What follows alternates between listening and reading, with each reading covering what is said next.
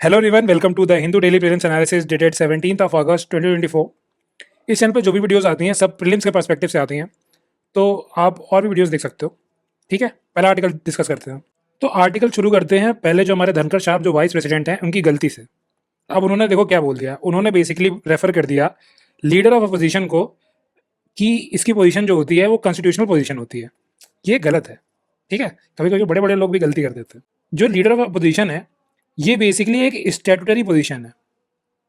Statutory का मतलब क्या हुआ? It has been created by a law. Constitution में मेंशन नहीं है ऐसा भी कुछ भी। ठीक है, और ये कौन सा लॉ है? Salary and allowances of leader of opposition of parliament. और ये एक्ट कब आया था? ये आया था 1977 में। ठीक है, अब लीडर ऑफ अपोजिशन जो है ये दोनों हाउसेज में होते हैं, राज्यसभा का भी होता है और लोकसभा का भी होता है। और इसको रिकॉग्नाइज कौन करता है?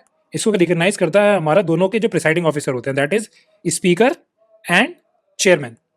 ठीक है, अब एलिजिबिलिटी क्या है कि अगर आपको एलओपी बनना है तो आपके लिए एलिजिबिलिटी क्या है? तो आपकी पार्टी का न्यूमेरिकल स्ट्रेंथ जो होना चाहिए उस हाउस में वो लार्जेस्ट होना चाहिए। मतलब आप लार्जेस्ट ऑपोजिशन पार्टी होने चाहिए उस हाउस के।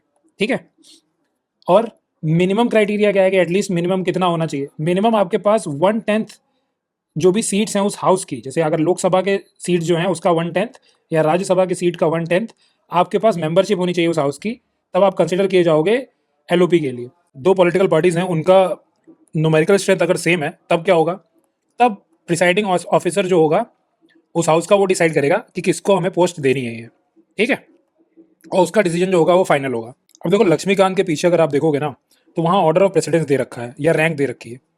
ठीक है, अब उसमें देखोगे तो एलओपी जो है लीडर ऑफ अपोजिशन, इसकी रैंक होती है कैबिनेट मिनिस्टर के बराबर। ठीक है, तो इसको भी सैलरी भी उसी की मिलती होगी। और जो मैंने बताया ना मिनिमम 1/10 सीट होनी चाहिए, वो basically 1/10 membership of the house है।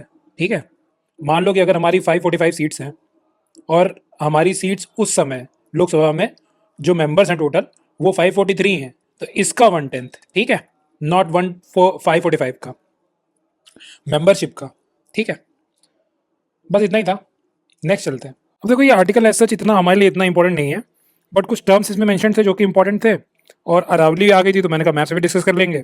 चलो डायरेक्ट मैप से डिस्कस करते हैं। तो अरावली रेंज के बारे में सबसे इंपॉर्टेंट चीज़ जो है कि ये 3 स्टेट से गुजरता है और एक यूनियन टेरेटरी। दिल्ली होगी, हरियाणा में भी है, राजस्थान में है और गुजरात में है। और राजस्थान में इसका 80% एरिया जो है राजस्थान में है। अब यहाँ पे एक नेशनल पार्क भी है इसमें, जो कि राजस्थान का नेशनल पार्क है। कौन सा?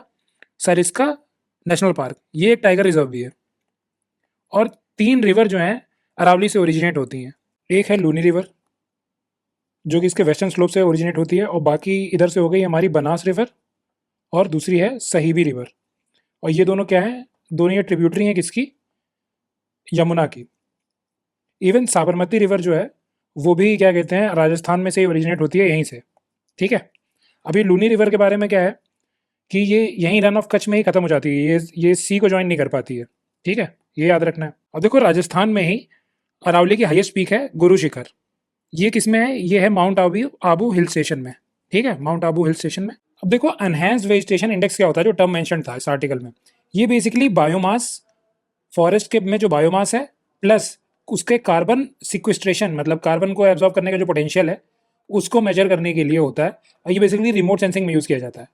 अब जैसे अरावलीज का पाया गया है थोड़ा कुछ एरियाज में नेगेटिव है, तो ये बैड है। ठीक है, अब देखो कार्बन फ्लक्स क्या होता है। ये बेसिकली मूवमेंट ऑफ कार्बन है इन डिफरेंट कार्बन पूल्स।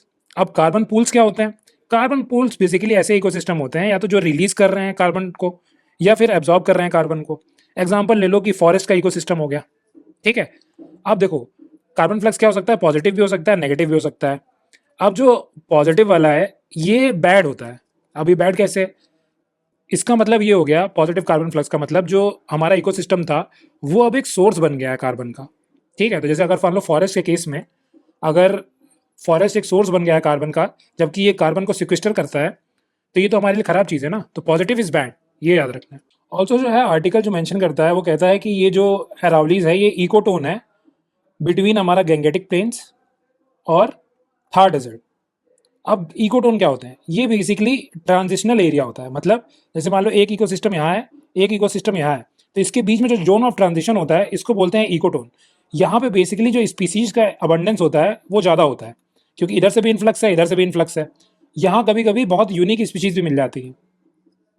ठीक है, अब ये तो डायरेक्ट मैप से देखते हैं। अब देखो यूक्रेन ने क्या किया था, रशिया के कुर्स्क रीजन में एंटर किया था अभी कुछ दिन पहले, मैंने डिस्कस भी किया था। अब क्या हुआ है, रशिया क्या कर रहा है, अटैक कर रहा है यूक्रेन के पोक्रोस्क रीजन को। ठीक है, अब ये किसके अंदर आता है, डोनेट्स्क रीजन के अंदर ही आता है। और डोनेट्स्क रीजन हमारा किसके लिए फेमस है, ये कोल के लिए फेमस है। ठीक है, ये रीजन याद रखना कि ये यूक्रेन में है। ठीक, अब देखो केरला के रिसर्चर्स ने बेसिकली क्या कर दिया है कि साइनाइड सेंसर्स बना लिए हैं, ऐसी स्ट्रिप्स बना ली हैं जो कि साइनाइड डिटेक्ट करेंगी तो वो कलर चेंज करेंगी। ठीक है, तो वो हमारे लिए इतना काम करनी है जितना हमारे लिए ये जानना है कि साइनाइड क्या है। साइनाइड देखो एक पोटेंट टॉक्सिन है। पोटेंट क्यों है, क्योंकि इसका थोड़ा कंसंट्रेशन अगर हाई हो जाता है तब ये टॉक्सिक हो जाता है। इवन कुछ एनिमल्स की डेथ हो गई थी यहाँ पे, उन्होंने क्या खा लिया था, ये कसावा खा लिया था, कसावा फ्रूट होता है, वो खा लिया था, तब उनकी डेथ हो गई थी।